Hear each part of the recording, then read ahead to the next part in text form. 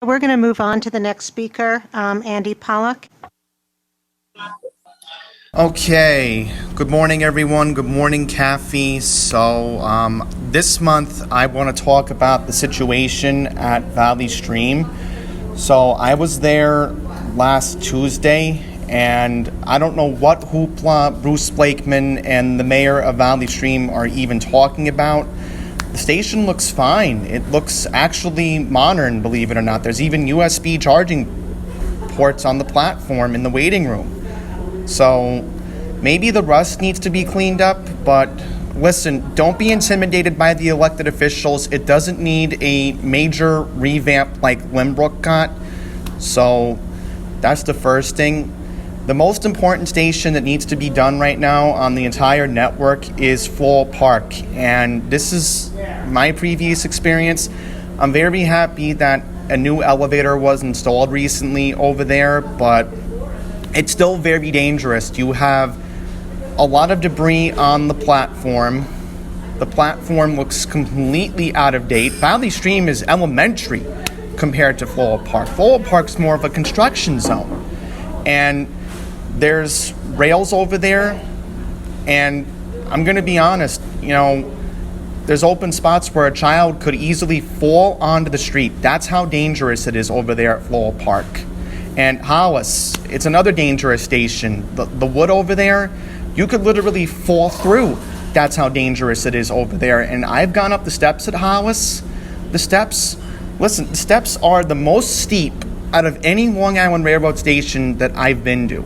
So, again, Valley Stream just needs a little touch up. The rust can definitely take a few weekends, but it does not need a major revamp like the Lynbrook train station had. So, that's going to conclude my comments for this month. Thank you very much for letting me speak, and I will speak later on at New York City Transit. Our next speaker will be Andy Pollock.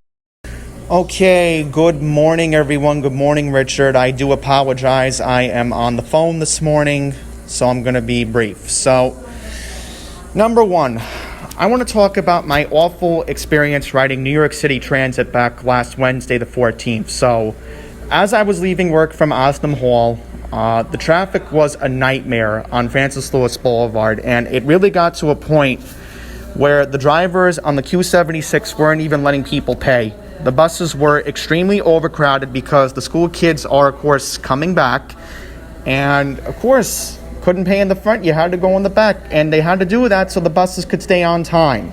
And, of course, we had bunching because of the traffic. Same on the Q31. I had to board the rear door because the front was too overcrowded. So it was a nightmare. And my message is, we need to turn on the rear door Omni readers, because this is what's going to lead to a lot of revenue being lost on the buses. They're already installed on board, and it doesn't make any sense why they aren't turned on and why passengers just can't board through the rear door already. I mean, this is getting to be a bit ridiculous.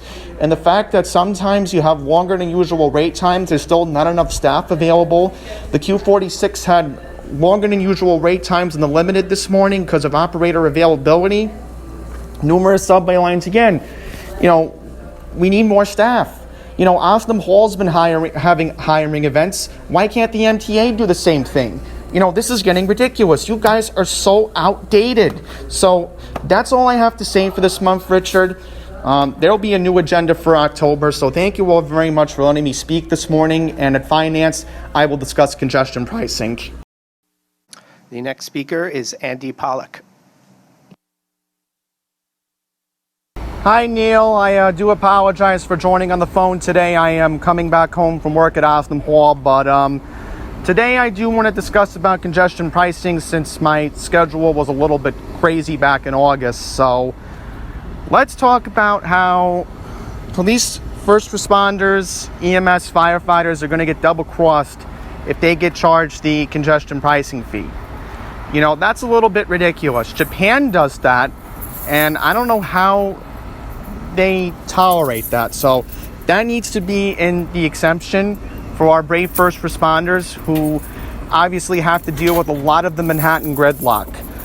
The second thing and the last point I want to make, I have family in Manhattan, and I'm very worried that they're going to have to pay the congestion pricing fee below 60th Street because I have a lot of family who, of course, go into Long Island and, of course, Staten Island, and I'm very worried that it's going to cost them to, of course, go each direction and pay this congestion pricing fee.